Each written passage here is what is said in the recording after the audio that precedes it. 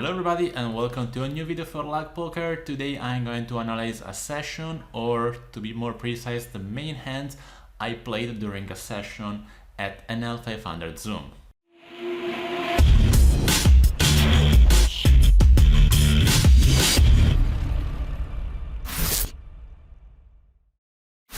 This is a session I played about last year when I was still living in Germany, and therefore I was able to play on .com.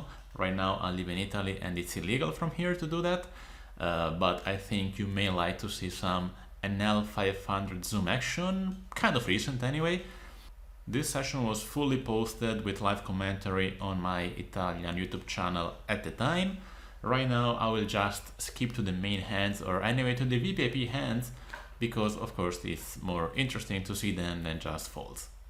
It's gonna be interesting to see if I would play differently some hands, because it was the time I just leveled up to NL500. I was kind of emotional playing there because since I was a micro stakes player, I always dreamt about playing NL500 Zoom, which was considered and is considered one of the toughest fields in the world. So yeah, I mean, I was a bit emotional in general, but let's see if I played well or if I could have done something better. We have pocket sevens on the small blind. We have Sanctity opening. He's a strong regular. I chose here to 3-bet. Pretty standard, I would say. Small blind versus button. Let's see what Dino Supremo also does. He's also a very good regular. Sanctity thinks about it. If he 4-bets, I think out of position this hand could also be a fold. We don't have history at this time. I don't think he's exploiting me that much if you by 4-betting too frequently. And here we chose to c-bet. I think it's pretty standard. This is the kind of board in which we are going to c-bet range, and therefore I'm going to do it also with pocket sevens. We can get some value from some ace highs maybe, or some lower pocket pairs. Of course he could also call some gut shots. I would say checking makes this hand much more tough. If he folds as he did, we are anyway happy, since pocket sevens is definitely a weak hand. So everybody folds. I choose here to open with king 8 offsuit. The big blind looks like a recreational player. I don't really know him, but I saw him on another table sitting with like 40 big blinds. So I think if he doesn't have the auto rebuy, he is probably a recreational player. I think if I were to play this hand right now, I think I would probably go with a small bet. I don't think I have full equity, and I don't care to be balanced in this situation. I certainly do not like to check call a big bet out of position with just a one card straight, in the sense that if I hit my straight, it's going to be pretty obvious. Let it be a queen or a 7, there will be 4 of a straight there, and it's going to be very difficult for me to get value out of position. Of course, if the queen hits with the king, I have the high straight, and if he has the 8, he might lose a bigger pot, but you know, it's not that likely. So I would say that given all these factors, I prefer to bet small, like do some kind of block bet here, and it's gonna be pretty much it. Let's see if I did that. Yes, I think it. I think, I mean, I made it 1/3, which is fine. I think we could also go, I mean, I think we could also bet smaller versus a bet player. Doesn't matter much. He places this raise, and here it's just to call, I think, if I don't remember wrong, this hand, which I'm not in love with that, to be honest. Okay, if we get the queen, we are gonna have the high straight, but the spade, which actually hit, may have some reverse implied odds. And also, again, the same problem. If we hit a straight, it's gonna be super obvious. My opponent is not gonna give me his stack unless it's a huge cooler, like, again, the queen hits and he has the 8. So I think here I bet call the flop, which I don't like really. I think it should just be a bet fold, especially when you bet this big. He made it huge on the flop, so it was a clear fold there. Don't like it. Okay, so here we have queen 10 suited from the big blind. The button, who is a regular, chose to open. And I think with this hand we should mix. Sometimes 3-bet, sometimes call. Probably a bit more frequently 3-betting with that. But like either ways, and I make the 3-bet, he chose to call, this flop hits. It's not a bad board for me in general, in the sense that, I mean, not obviously for my hand, which only has a backdoor flush draw and 2 overcards, but you know, people do not call many 3-bets with 3s and deuces, so in general, he shouldn't hit a pair here that frequently, meaning that in this kind of boards where none of us is gonna have that many pairs with the board or draws, because there are many draws as well here. I think the advantage we have in our range with higher pocket pairs is gonna be more relevant. So I think we can be kind of aggressive in these situations. And I chose, I think, here to c-bet. I make it half pot, which I don't mind. It's fine on a 7 high board, I think. And let's see what my opponent does. He chose to call. The 3 is, again, not a terrible card. I think it's very difficult for him to have a 3 unless he has exactly ace-3 suited, and he chose just to call and not to make a 4-bet bluff, which of course reduces a lot his combos. And I would say sometimes you should go here for the 2-bottle. I'm definitely not in love with keep firing every single time with this specific hand, because you know it's still air, but I think sometimes with a randomizer we should still keep firing on a card like this. Also being a 3, I think we are kind of forced to keep firing with some air hands, because only the backdoor flush draws improved here. We don't have any new straights. So if we want to bluff enough, I think we should insert some air in our bluffing range. Not that much, so I would say still more often than not we should just check here. I don't remember here if I bet or check. Let's see. I chose to check. I wouldn't mind betting time to time. Still, we have queen eye and we're not gonna win this at showdown, but I don't mind the check, of course. As I said, I think more often than not it should be that. Let's see what villain does. Of course, if he bets, we are done, but on the river we have the 10, which is not that bad. One thing which probably is relevant here is that if villain checked back, he shouldn't have that frequently a 3 or any very strong hand. Of course, once in a while, if he's a good player, he's going to balance that, but it's gonna be very, not very likely. And when the 10 hits, unless my opponent has tanking or ace-10, I think we are going to win this hand almost every single time. So it's only about which is the best way to get value. I don't think checking will get us much value, because most of our opponents there, I think he would have bet on the turn, and if he has a mid pair, I don't know if he's going to team value bet that. He might. If you think he's a very good player and he could value bet mid pair because he thinks he can get value from ace high, I think checking this hand and check calling or even check raising time to time, I think it would be a very interesting play. But that's an option, of course, if I know my opponent. Otherwise, I think a standard value bet, typically with the idea of calling, is the best way to go. We should mix. We could mix actually. And here I go for the small bet, which I don't mind. I mean, as played, I think betting small here is better than doing an overbet. It's very tough for us to represent a super strong hand. We could have sometimes, of course. We may have few sizings here probably. And he calls, so that's fine. I mean, I don't mind. Maybe if I was playing this hand right now, I would probably go with a check. I think it can get us a bit more value usually, but it's fine. I don't mind the bet. Okay, so we're pocket fives. I think there is some lag in the replayer at this time, but I think it's gonna be okay to see. We have the button who chose to open, and we chose 3-bet. Sometimes we do that, it's fine. We could also fold, of course, folding is the standard line here. The big blind is tanking. Of course, if we 4-bet, we are usually just going to fold. Button calls, we hit a set, pretty nice. I think we're c-betting range here usually, and I do with small sizing, which is what I would normally do. Deuce hits on the turn. I think here we should do two kind of things. Either check, sometimes we should mix it, and sometimes we should bet, I would say, on the bigger side on a card like this. But yeah, I like both lines as long as we mix versus a decent player. Versus a bad player, I think it depends how passive or aggressive we think he is. The more we think he is aggressive, the more I like to check.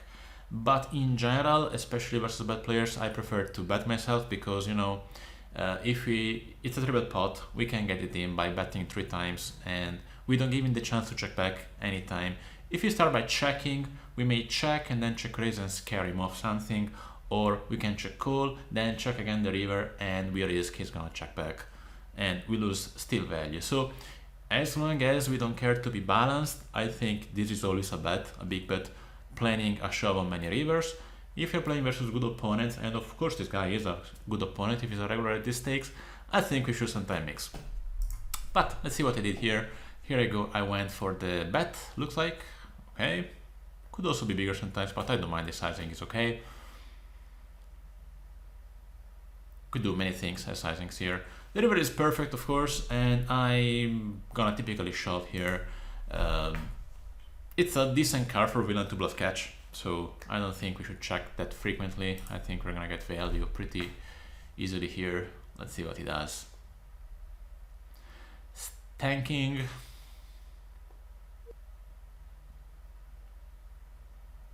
He calls, he had king 8. It's pretty difficult to fold this. You know, he's blocking the better kings, of course. He's not blocking spades, he's not blocking the ace. I don't mind the call, I mean, it's fine. If you are there with king 8 suited, which is fine, small blind versus button, it's a bottom range to call, but it's okay. It's definitely fine to call a triple barrel on the turn out. Of course, not amazing, but king 8, somebody would say king 8 is even better than king queen to bluff catch, because, of course, he is not even blocking some of my bluffs like ace queen, so I think it's okay. Okay, we have ace6 suited from the big blind. Of course, a hand we're going to play very frequently. Button opens, we're not going anywhere. We could call, could 3-bet.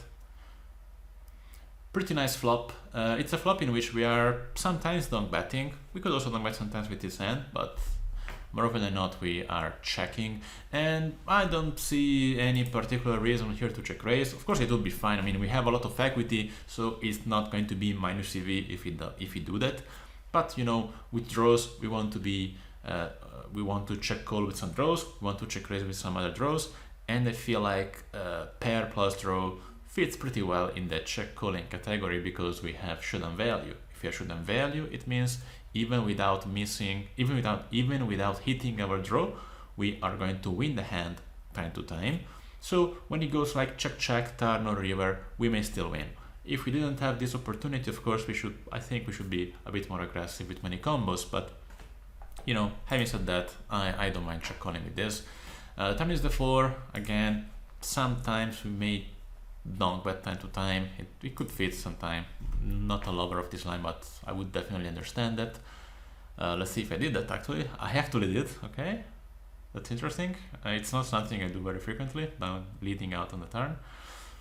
And let's see what he does. And I still don't like it too much, but okay. River the jack. Now we are in between bluffing or checking. Of course, we're not gonna win this hand in the sense that if he called us on the turn, it's very unlikely we're going to win this. We also block his flush draws, which of course is not good at this point. And 10 jack got there also, but I mean, it's not a huge part of his range. Still, I think we should just check.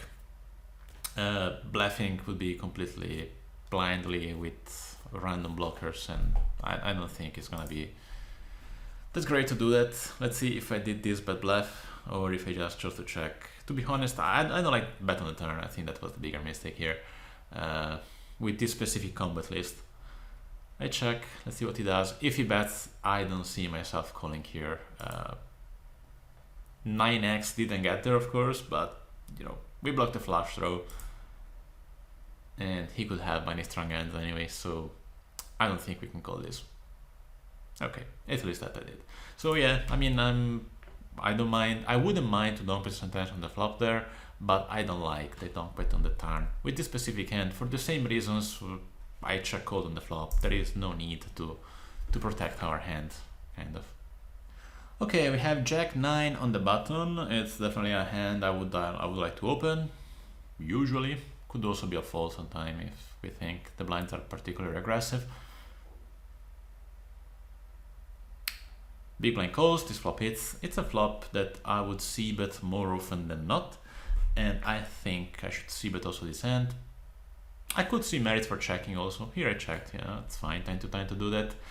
And we have anyway a mid-value hand, kind of solid because, you know, we have a very high pair, even if it's a second pair, so it doesn't need that much protection. Our opponent bets, of course. Once we check back on the flop, I think we should defend at least on the turn. I don't think there is a follower here because, you know, I think I was also streaming on Twitch while I played this session. But anyway, I don't think I'm gonna call the river usually because the 9 of hearts is a pretty bad blocker to do so. We block queen 9, 9, 10, the hearts. So yeah, I think if villain bets big on the river, and if he bets on this 4, I think it's gonna bet big usually. I don't think we can call with this specific combo jack. We are going to call with some jacks, but I don't think I'm gonna call with that. Let's see what he does.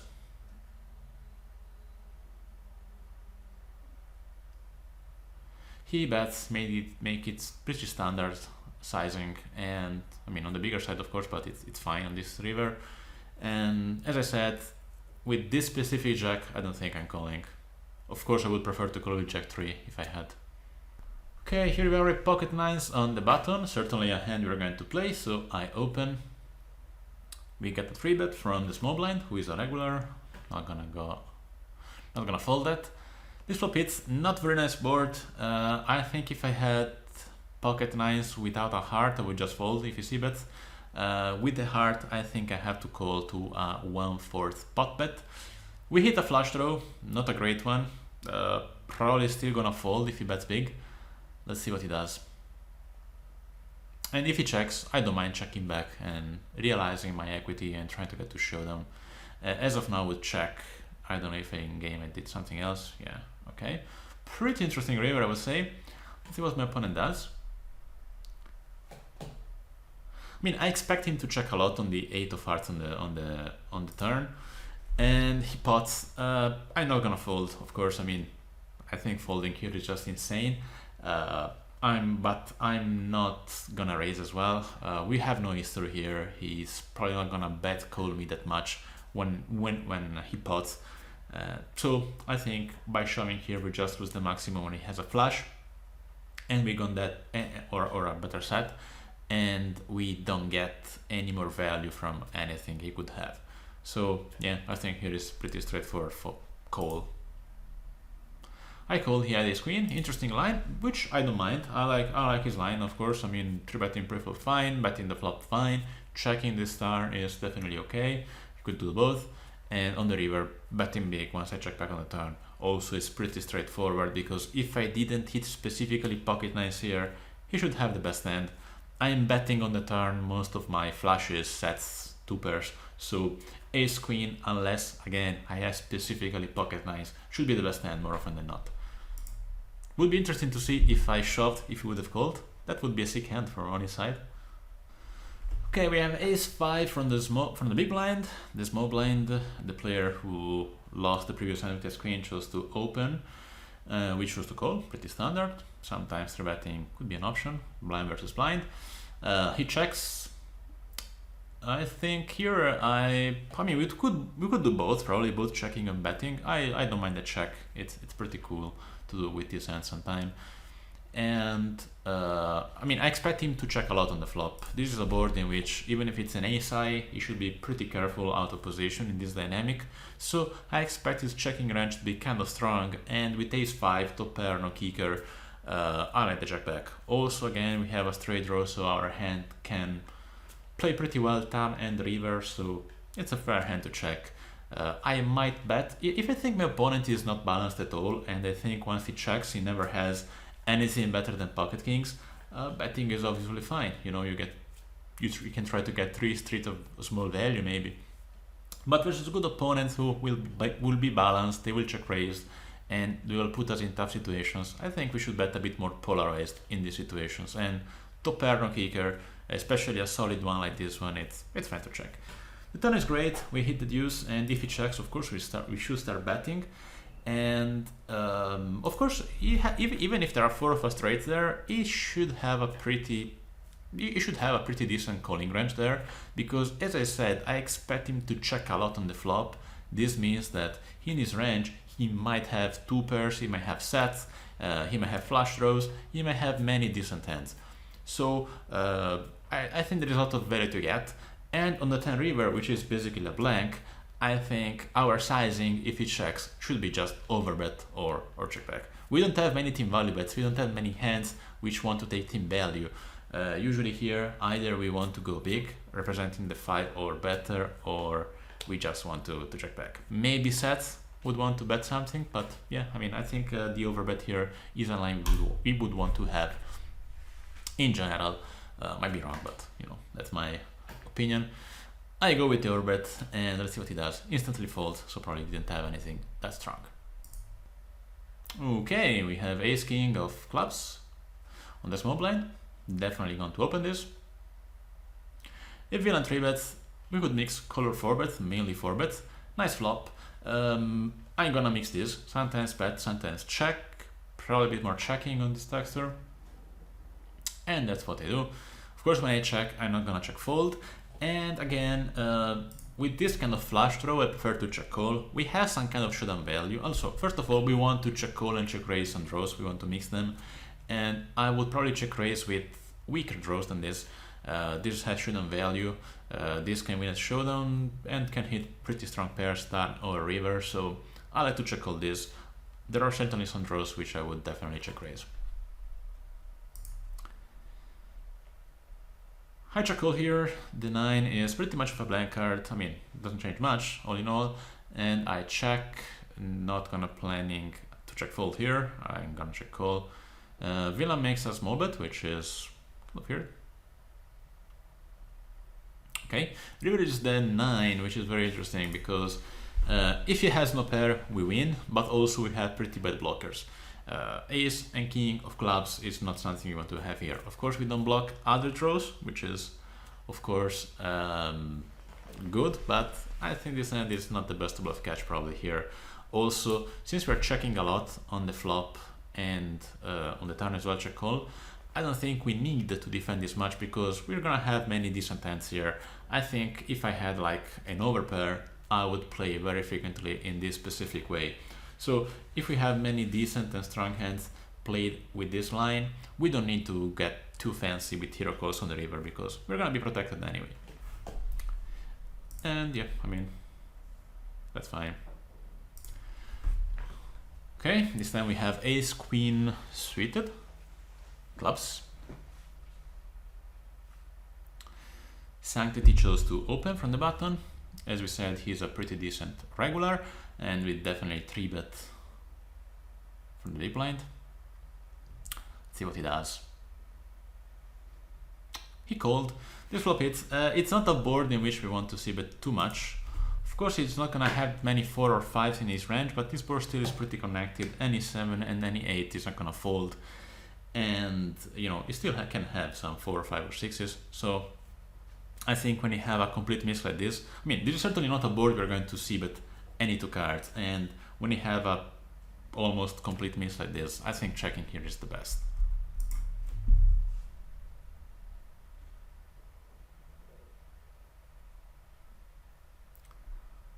That's it. If I do, okay, I do, that's nice. We check, let's see what Sanctity does. If he bets, I think it's gonna be just a check fold, unless he bets super small.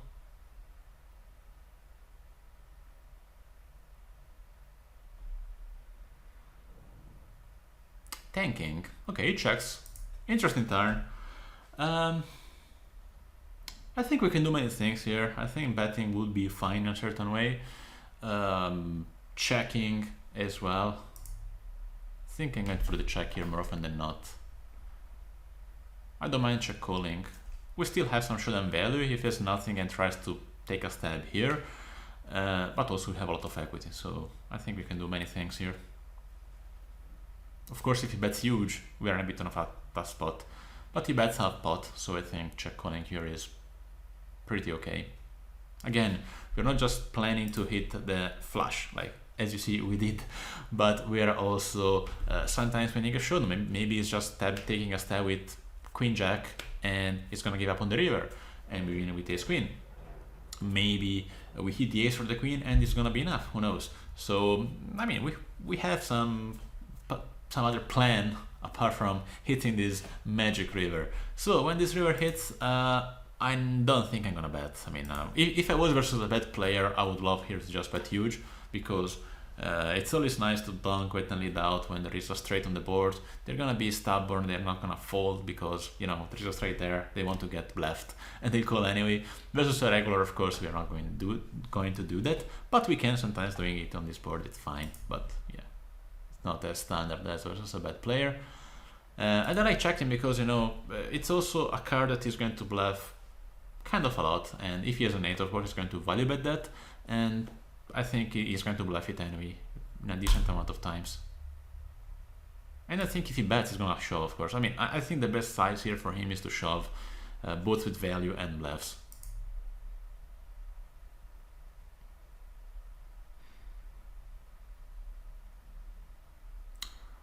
He bets big instead of shoving. I don't remember what he had. If I was in his shoes on this specific situation, I would just use a super polarized approach. Again, I don't have many team value bets here. I just have a very strong hand or I have nothing, so I would bet. I will go with the shove. We tank, and of course we're going to shove, but I mean, we have the nut, so, well, almost a nut. Let's hope he doesn't have 5-6 of clubs. That would suck. Tanking. I'm folding, okay. So we have a 6 of diamonds. We are going to bet on the preflop to open.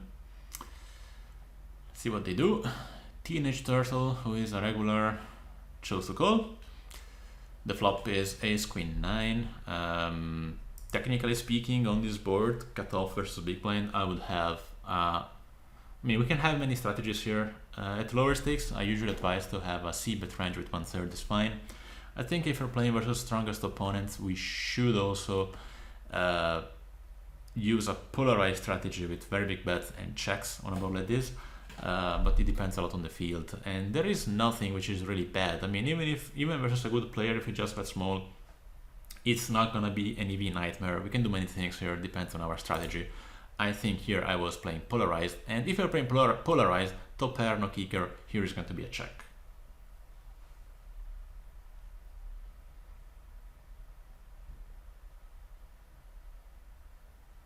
Again, if you're playing versus a bad player, this is always a bet on the flop. Nice turn.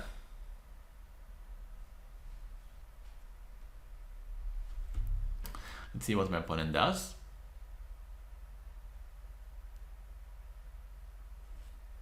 He checks. Of course, it's time to get value here. I wouldn't go huge, particularly huge. I don't mind betting this sizing. Could do many things here. Okay. Jack 9 suited. It's certainly a hand we would like to open from the button. And we do. Let's see what sanctity does. He chose to 3-bet, and with this hand I think we could both call or fold pretty close. I don't mind the call, it's okay. And let's see what he does. I don't think we can fold this to a regular bet. I mean, if you bet huge, of course you're gonna fold. I think I should also fold to the half-pot bet probably.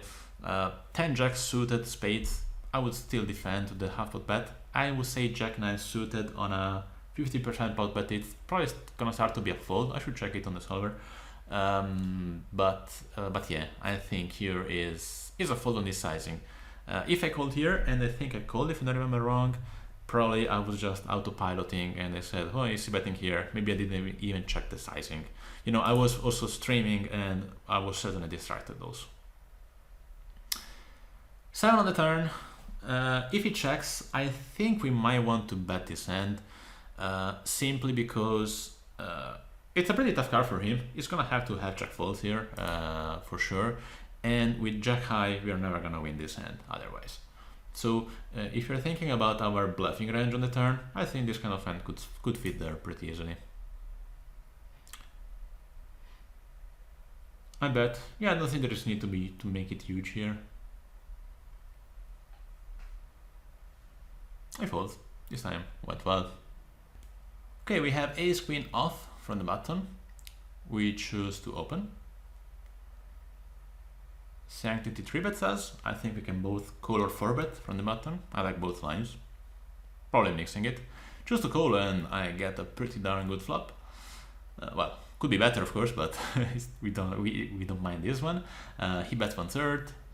I would expect usually a check range, but doesn't matter. Of course we call.